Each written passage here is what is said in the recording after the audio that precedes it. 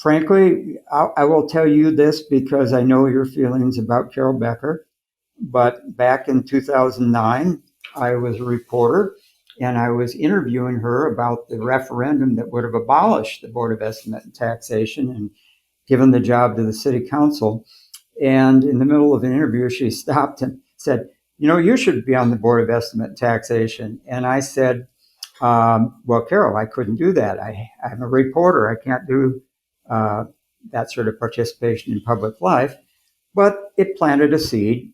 That was a brave answer, Steve Brandt, because saying that Carol Becker planted the seed for you to run for BET, that's a brave thing to say on the Wedge Live podcast.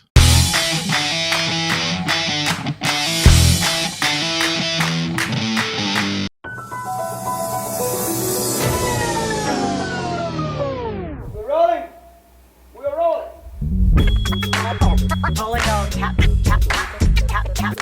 This is a real thing. Real thing.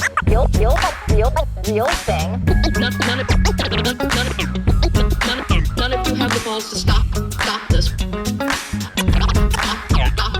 this. I've got plenty of time. I have nothing else going on today. We're in the Wedge neighborhood right now.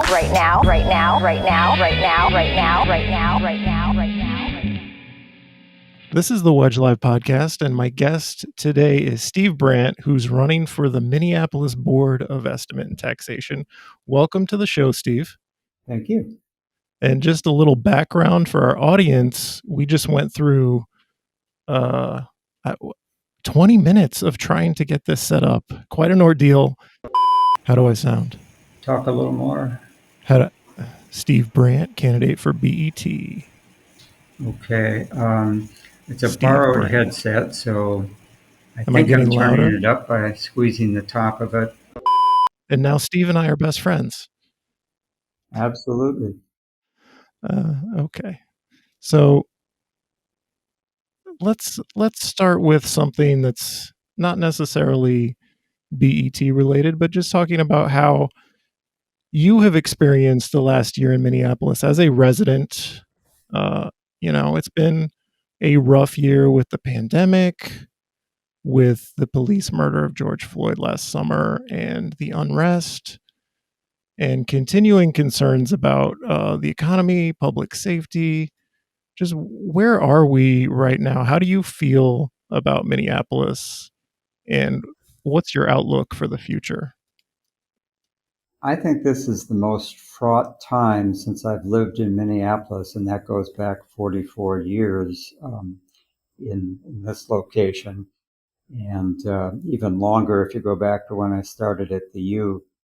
I have never seen this combination of events happen, both a health event that had an incredible impact on the city's tax base and a human tragedy that was a unacceptable violation of civil rights and also posed a huge financial issue for the city. And I think our politics are fractured. It used to be 30, 40 years ago, the competition was between Republicans and Democrats, and now it seems to be between Democrats and Democrats largely. And I am hoping that we can somehow find common ground. I've been over to George Floyd's memorial site at least a half dozen times. I wanted to do my own visit just to witness, and I wanted to I did voter registration walks with some of my friends last summer, and also went there the day the trial started, and went there a few days after the verdict was announced for the events that happened there. I understand what emotions are going through the people's minds, or at least I understand on a surface level. I know that there's a continuing issue of what should be done with that intersection. but I don't think you can hold the neighborhood and the larger commuting infrastructure of the city hostage indefinitely. So I would like to see a meeting of the minds and a permanent memorial. And John, that's sort of a rambling answer. It's okay. Been all over the place. It was a big, broad question, and I was just going to let you run with it. I mean, I made it through the pandemic unscathed, thank goodness. Got tested several times because I was out as an election judge interacting with people with pretty good protection. I spent time doing a parish food program that brought me in contact with a lot of folks. And even though I was fairly well protected for that, I thought it was prudent to get tested and got immunized relatively early, and wish everyone would. So let's talk about the Board of Estimate and Taxation. We can come back to some of this other stuff a little later. So imagine you knocked my door, and I'm loosely paying attention to politics, and you got to grab my attention in 30 seconds, convince me the Board of Estimate and Taxation is relevant, and I should try to figure out who the best candidate is when I'm voting in November. Convince me the BET is relevant to my life, and you're important. John, you are planning to vote, I assume, this fall, and when you get to the ballot, you will find a line for the Board of Estimate and Taxation, which is the most obscure position on the ballot. And people agree with that when I'm out interacting with them and making my pitch. The reason it's important is that it sets the city's property tax limit, and that affects you whether you're a homeowner or a renter who pays property taxes indirectly through your rents, or even a business owner. And I think it's important that we replace the two incumbents who are stepping down with a combined 6 years of experience between them, with people who have adequate knowledge of city finances. And both incumbents are supporting me for that reason. They feel that I have the tools to do the job, even though we are not necessarily in the same place politically. We do study city finances. And I believe that the Board of Estimate and setting of the property tax level each year is important to setting our city's agenda. And it's a balancing act between the needs of the city and the ability of homeowners to pay. And some years it's relatively easy to have a hefty property tax increase if the valuation of the city has gone up sharply, as it has in recent years when valuations have risen by 8%. And some years it's going to be painful to agree to a tax increase, particularly in the year that's coming up, the Pay 22 taxes, which is just before those of us who are running for the board will be taking office, whoever is elected. So you mentioned the two incumbents who are on the BET, and so watching them a little bit, they've got they prioritize low taxes, I think, is what I would say about them. And they have cast what appeared to me as protest votes against levies in previous years, just because their number one priority is low taxes. They think taxes have gone up too far, too fast over the last several years. And they've endorsed you. Would you say that you're in line with their thinking on this issue? Are you going to cast similar votes to them, you think, if you're elected? Well, I have to say that I lived through the R.T. Ryback era, where for his first two terms, most of the property tax increases that were approved were 8% increases. The city didn't fall apart. When we got to the recession of 08, 09, there was a pushback and he had to moderate his position. But he had the advantage of robust growth. The city's tax capacity, which is the value of property against which the levy is applied has risen by an average of more than 8% in the past 10 years. And I don't think that's I think that blunts the impact of a tax increase because you have new construction to help absorb the increase in taxes. For example, Minneapolis has added $1.5 billion in apartment value in just the last 2 years. Now, that may not continue because of various other factors that are under consideration right now. It may be a one-time surge, and I would hope that we would see some continuance of it because creating new housing opens up housing that may be more affordable for other folks. But in a circumstance where you have healthy growth in the tax base, I don't have a problem voting for tax increases. I think we need to be somewhat cautious in the coming year. And the reason for that is that the city's tax capacity, which is essentially the market value translated through the state's property tax classification system that treats different properties differently. It penalizes rental properties. It penalizes commercial properties in relation to homesteads. That the tax capacity has gone up between 2020 and 2021 by only 13 hundredths of 1% after going up 8% annually for the previous period. That means that there's not going to be that growth to absorb property tax increases in 2022 in particular, and because commercial property is actually contracted in value, especially downtown because of the pandemic, undercutting the cash flow of downtown buildings, and that's how they're valued on their income stream.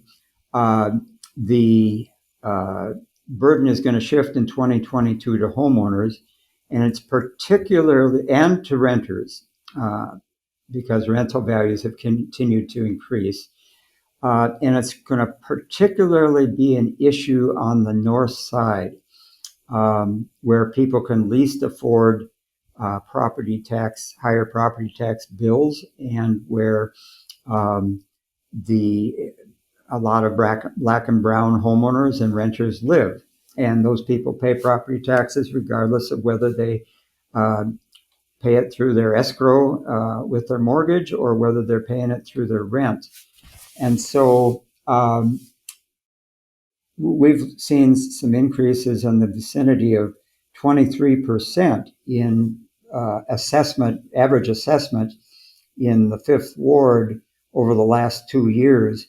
And in my area, the growth is not happening like that. And so that means they're going to bear a greater share of the property tax increase that would happen in 2022. And so I guess my answer is short term, I think there's cause for moderation. Next year, the increase is scheduled to be 5.35% in the 5-year financial direction that the council adopted. But I think in the long run, as long as there's good growth in the tax base, we can afford to raise taxes to cover increasing costs of government. Okay. Well, that answer was reassuring in the sense that it's not the misleading answer that Carol Becker, or the misleading explanation that Carol Becker will often give about how taxes are just running away out of control. We can keep this one short. And your previous answer convinced me you do understand how the property tax levy works in a way that other people do not. But again, 30 seconds, you have to make me understand how the property tax levy works in a way that doesn't mislead me into thinking things Carol Becker wants me to think, for example. So go. Well, the property tax levy is the amount of money collected by city government. It's divided into the market value of the city. A tax rate is created, and it's applied to the individual value of your property. And that all rolls up to the aggregate collection. Okay, I think your previous answer was maybe better, even though it was longer. But I was frustrated watching the DFL BET candidate. There was one candidate who gave an answer that, and I think I understand how the property tax levy works, but after his answer, I felt like I didn't understand how it worked. So Well, it's I will say this, in the election this year, there's lots of background issues that are on people's minds, whether it's police reform or the comp plan or other debates that we don't really have a vote on as a Board of Estimate. Our powers are strictly financial, to set the tax rate and to authorize borrowing for infrastructure projects and other city long-range spending. And a lot of people who are running, I think, are trying to make the case that they will use the position to affect those issues. And there's really not an avenue to do it. If you look at the city's charter, that's the way it is.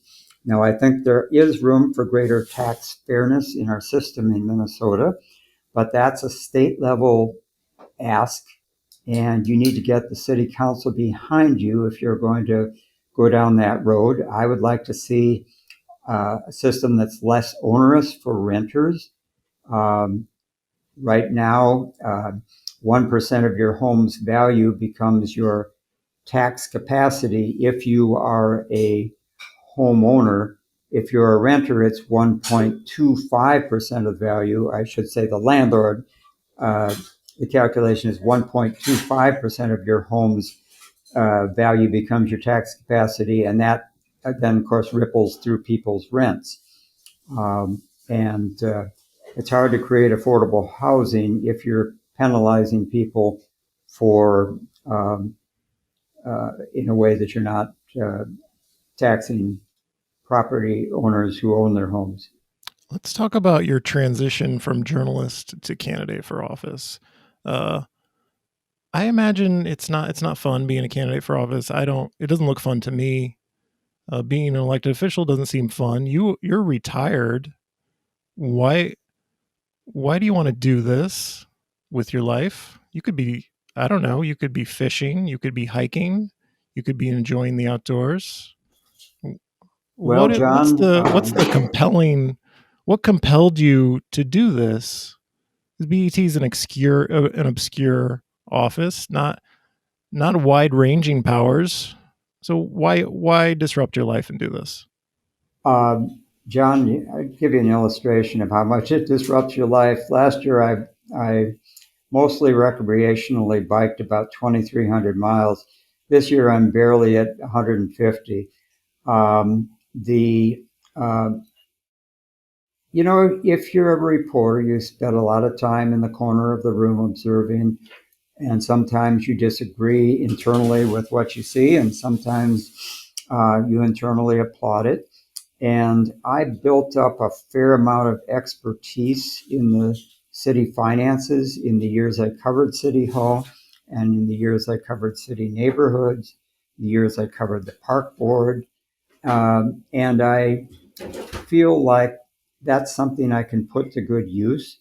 And so just before I left the Star Trib, I applied for a position sitting on the city's Capital Long Range Improvement Committee. And that, as you probably know, recommends infrastructure priorities to the mayor and city council, things like firehouses and street improvements and bike lanes sometimes, pedestrian safety, city buildings, and street reconstructions. And I found I sort of enjoyed getting in the weeds. We review 130 different projects each year extend over a 6-year period, and we rank them. And I felt like I was contributing, and between that and my background, actually reading the city's budget from cover to cover when I was a reporter, asking probably hundreds of questions of the city's budget director, felt like I had an expertise that shouldn't go to waste. And frankly, I will tell you this because I know your feelings about Carol Becker. But back in 2009, I was a reporter and I was interviewing her about the referendum that would have abolished the Board of Estimate and Taxation and given the job to the city council. And in the middle of an interview, she stopped and said, "You know, you should be on the Board of Estimate and Taxation." And I said, "Well, Carol, I couldn't do that. I'm a reporter. I can't do that sort of participation in public life." But it planted a seed. And I was actually, when I retired at the end of 2016, planning to run in 2017. And because David Wheeler said he was planning to step down. And then he changed his mind, which is his right to do. And I didn't get into I wasn't in the game to try and oust an incumbent. And so I waited my turn, and I had pretty much thought I had gotten it out of my system. And then David called me last late summer and said, "I'm not running.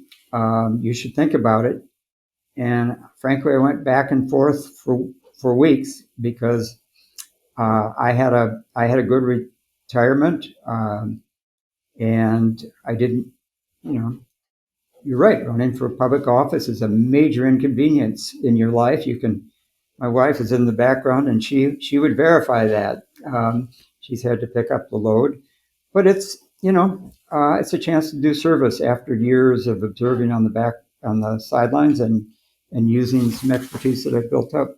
That was a brave answer, Steve Brandt, because saying that Carol Becker planted the seed for you to run for BET, that's a brave thing to say on the Watch Live podcast. Yep, and as you know, or as I've told her, and as I said in my speech to the DFL convention, she supports me, I believe, because she believes I have the tools to do the job.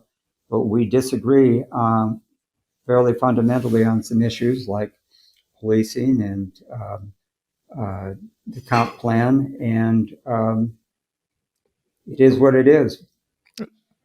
So, yeah, I enjoyed that 2-minute introduction of yourself to the DFL convention because I think you took 20 seconds out of it to sort of explain the Carol Becker endorsement. So I had some perverse enjoyment out of that, I have to admit. I want to address one issue head on. Several of you have told me that you're reluctant to vote for me because I'm endorsed by Carol Becker. I want to make clear that Carol and I have significant policy differences on several issues, as I've explained to her. But as a 4-term member of BET, she knows what the job takes, and she supports me because she knows I have the right stuff. So on your website, you say you've knocked doors for 3 DFL endorsed local candidates post your career as a journalist. And I'm curious who those candidates were that got you out knocking doors. The first one I knocked on doors for was Ray Dean, who ran for mayor in 2017. I supported Ray because he seemed like the one person in the field who would get out of bed every morning trying to figure out how to improve the lives of people in Minneapolis who are not thriving. Then I next year supported Mark Haase for county attorney. And I was influenced in that in part by my daughter-in-law, who is a criminal justice reform advocate. But I sort of came to Mark also on my own. And I think he was enunciating some values that have been employed in places like Philadelphia by reform prosecutors. And then the third person I supported, and the only person I've supported who has won, is Andrea Jenkins. And I supported her when she ran to replace Elizabeth Glidden because I knew that she knew the ward, and I was a ward resident. And as a ward resident will, you have occasion to interact with your council member's office, and found her to be responsive.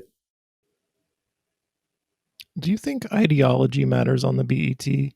For example, the current public safety debate that we're having, there's one side that feels very strongly we need to rebuild MPD, fairly quickly, hire a lot more cops. There's another side that wants to aggressively push for alternatives to armed law enforcement. And you could say that the BET has no role in that debate, but I can imagine a scenario in December and November, late in the budget season, where you're setting the maximum levy, and members of the city council come to you and say, the mayor has set the levy too low. We don't want to cut these other programs, but we would like to fund these alternative public safety programs, and we need the levy raised to do that. So we need you to vote with us to raise the levy. So it kind of does matter from my perspective, ideologically speaking, where BET members are in that regard. What do you think about that? And where are you in the public safety debate? John, as you can tell, in the candidates I've supported, I skew toward the liberal side ideologically. But when it comes to the Board of Estimate, I'm very much a pragmatist. I don't think that fiscal decisions, well, they do have an impact on what the city can do, obviously, but I am one of those who would prefer to see the city examine alternatives to policing, because the current way of doing things not only is causing a lot of pain for Black and brown residents, but it's cost us $47 million in the last 2 years in two big settlements. So it's a financial issue as well as a human rights issue. I would like to explore vigorously alternatives that employ specialists who are not police to deal with populations such as mental health needs, calls that involve mental health needs, calls that involve homelessness, calls that involve chemical dependency, and don't require necessarily a badge and a gun. And in some cases, those folks have a bad reaction if they see a cop show up. Having said that, I don't see a city without a substantial number of people with a badge and a gun and the power to arrest, because I'm not naive. And I think that we should move slowly in the direction of these alternatives, test them to make sure they work. Certainly the Cahoots program in Eugene, Oregon has a 30-year history of suggesting that some of these approaches are effective. And I think that you roll them out slowly, you try them one precinct at a time, and then you make decisions about how many cops you need based on the call load for people who need a badge and a gun. And so that's how I'd approach things. And I do support the reform agenda that has been pursued for policing at the state capitol. So do you support the public safety charter amendment? I'm curious.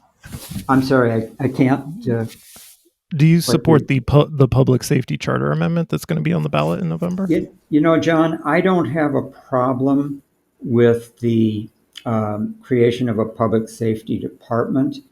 I don't have a problem with the creation of a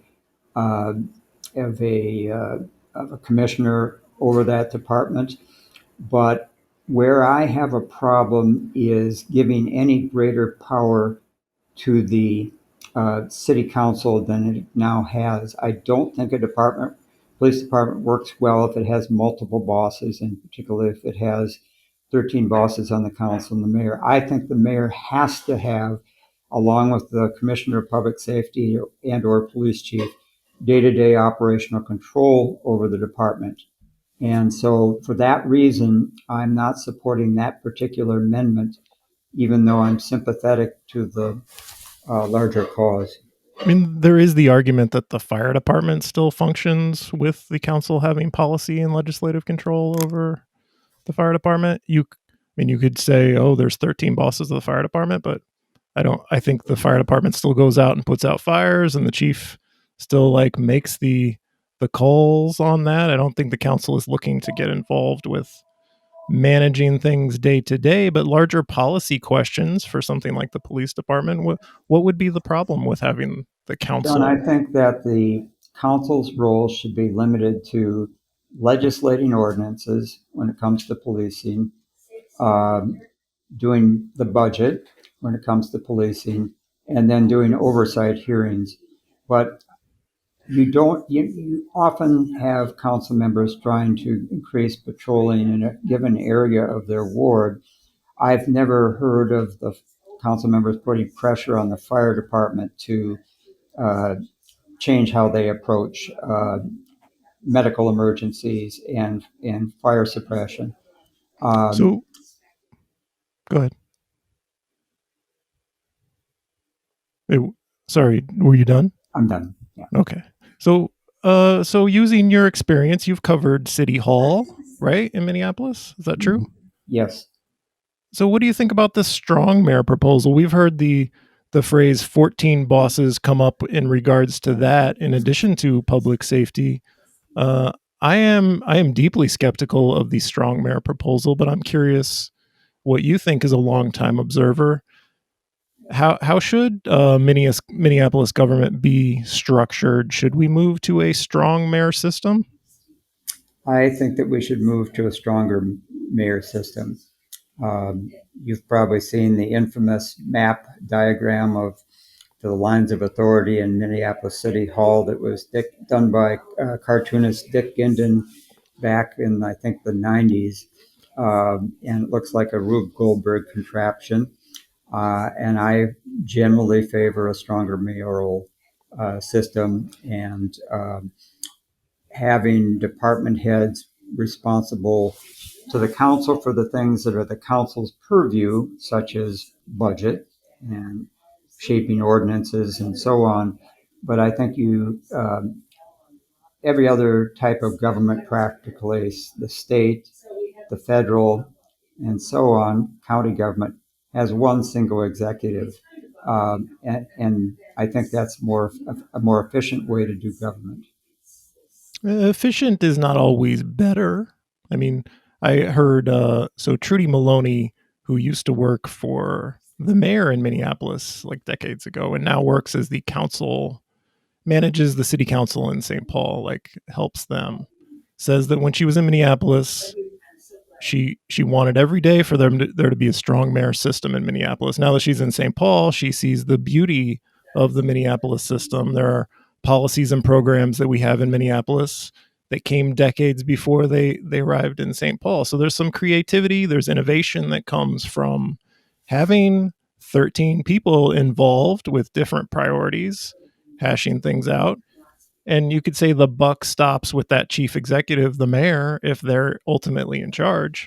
But the buck stopping there could also stop some good things.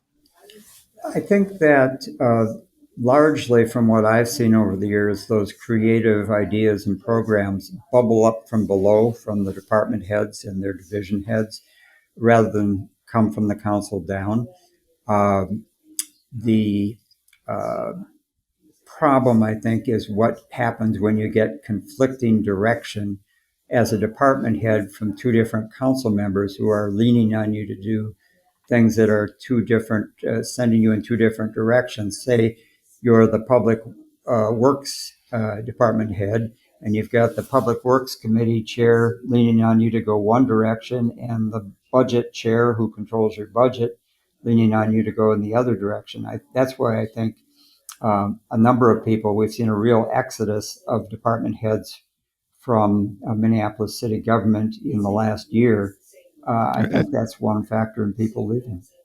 I think what you do in that situation is you say, I mean, we only take direction from the council as a body. Taking direction from individual council members, I already think is a problem and shouldn't happen. It does happen, and I'm not sure it'll stop happening. Like Lisa Goodman, for example, gets very interfere when it comes to the public works department. Uh, and she is supporting the strong mayor charter amendment. So I don't Mhm. think she thinks it limits her power. She'll still be interfering. she'll be Mhm. here the next 20 years interfering. So I think Lisa is one of a kind oh, okay. in terms of the vehemence that she brings to public policy. She will have power no matter what structure the government has. I would agree with that. Okay. And part of that power, frankly, is her tenure. I mean, she knows the levers of power in city government, and she knows the players, and she knows the back channels, and that's what experience brings you. She can tell the public works director, I will be here tomorrow and 10 years from now and 100 years from now. So you better do what I say. Mm-hmm. Um, I think maybe I have come to the end. I think at the end, I will give you a chance, one final chance, Steve Brandt, to renounce and reject Carol Becker's endorsement. Will you take that opportunity? I'm not going to do that, John. I've appreciated the philosophical debate. I understand perfectly well why you and others have problems with Carol, but I think those issues primarily um, don't have anything to do with how I would approach the Board of Estimate and Taxation. I will say that I think I talked to Carol once at the very beginning before I even decided to run, just to see how do you run a campaign for the Board of Estimate and Taxation, a low visibility position citywide. And I got some good tips, but Carol hasn't even given me a campaign contribution, nor have I asked for one. Because I'm working through my circle of friends. Generally, I'm trying to avoid in my campaign being beholden to people who will either on the next park board or the next city council or in the mayor's chair, because my job is to step back as a citizen representative on the Board of Estimate and make the best decision for the folks who sent me there. And there was a certain amount of idealism, I think, that was set up. I believe it was a populist idea when our charter was adopted, and people uh, said we're going to have two directly elected members on this Board of Estimate and Taxation to sit alongside the full-time elected people at City Hall, to look out for our interests and to look over their shoulders and to make sure things they're doing are meet the reasonableness test. And so I like that populist idea, and I think that's why the people of Minneapolis, when given the chance to can the Board of Estimate back in 2009, said, no, we want to keep it. Okay. Are there any other things you would like to tell people? People need to know about Steve Brandt or the Board of Estimate and Taxation as we close out the episode here. I'm sorry, about Steve Brandt in... Is there any final thoughts about Steve Brandt or the Board of Estimate and Taxation or your campaign that you want people to know before we close out the episode? Okay, well, I guess I'm a runner, 47-time marathoner. I like to bike long distances. I cross-country ski. Lucky enough to have a cabin in Wisconsin because I had a good union job for 40 years. Love to garden, grow vegetables, grow flowers. Very involved in my neighborhood. Helped get the 40th Street Greenway, now known as the River Lake Greenway, built. It was my idea initially, and now it stretches across the city. Helping to do the same thing on the north side and northeast with the Great Northern Greenway. Was one of the leading catalogers of racially discriminatory deeds for the Mapping Prejudice Project. I've been active in my church in efforts to try and improve the legal situation of undocumented folks who are in Minnesota, both in terms of things like driver's licenses at the state level and getting DACA status made permanent for those folks at the federal level. So those are some of the things that trip my trigger. Do you have a pet, a cat, a dog, a fish? We have had a series of cats for about 40 years. We're getting to the age where the question is, do you replace the aging cat you have when that cat meets its end, or not? My wife just said she thinks we should, but in 10 years, we could have health issues and be in an apartment and need to, having a pet can complicate that. Do you have plans to move to an apartment from your, you live in a single family No home? plans, but it could be that in 10 years, I'll either for health reasons or because my wife would be lobbying for it to move to an apartment or a condo or some other style of living. I'm tempted to get into like a debate about, or not a debate, but a conversation about the 2040 plan in housing, but I won't because that'll just go on forever. Well, I think 2040, I think our tax base needs those higher density buildings around the city to help shield homeowners from tax increases. That's a point. That's a point of agreement, Steve.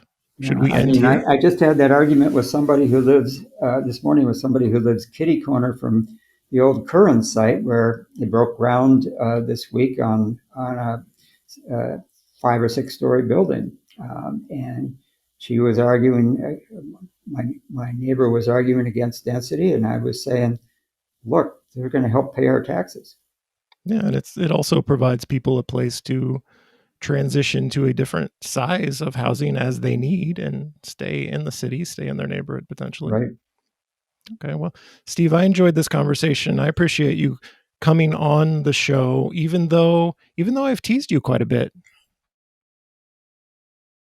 I've seen a couple teases, but if there are others, I'm glad I didn't see them. I did a Venn diagram. I don't know if you saw the Venn diagram. It was just a big circle shaped like Carol Becker's head, and then your tiny head within the Carol. Just to point out that you've been endorsed by Carol Becker. And Sure. Before people think I'm mean, Carol Becker tried to steal the name Wedge Live. Of course, I'm going to be very passionate about that. I utterly understand that. Okay. I don't know what she was thinking. Yeah, that was self-destructive behavior, I think. Okay, Steve, thank you again. We're going to end the show. This is the Wedge Live podcast. My guest has been Steve Brandt, candidate for Board of Estimate and Taxation in Minneapolis. He's going to be on the ballot. Did you file yet, Steve? I'm going to file tomorrow. I thought I'd avoid the rush today, and I was busy putting together campaign signs. Yeah, I heard 26 candidates filed, but Steve's going to be on the ballot in November. I'm John Edwards, your host, and this is the end of the show. This is a real thing. Real thing. None of you have the balls to stop this. Stop this. I've got plenty of time. I have nothing else going on today. We're in the Wedge neighborhood right now.